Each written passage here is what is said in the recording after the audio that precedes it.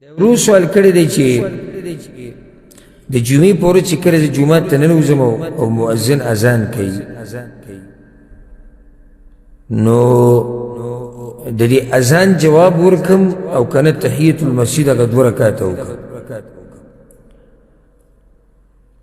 او د اذان جواب ورکم کنه اذان جواب ورکم او بیا تحیت المسجد وکړم. نو جواب دا دی چې یو سړی د جمعې په ورځ جومات ته ننوځي او مؤذن اذان کوي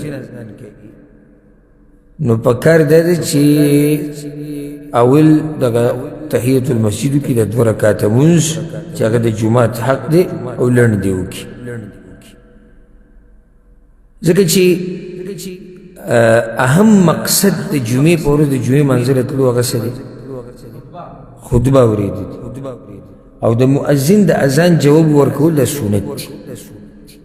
نو دیزی کې د مؤذن د دې جواب نه غوره دا دی چې ته دې خطبې ته په توجه سره کښېنې، ځکه چې کله ته جواب د اذان ورکې اذان خو به ختم شي نو خطیب به خطبه شروع کړي او ته به څه کېږې؟ ته به تحیت المسجد کېږې. نو پکار دا دی چې دې ټیم کې دغه تحیت المسجد ته وشي.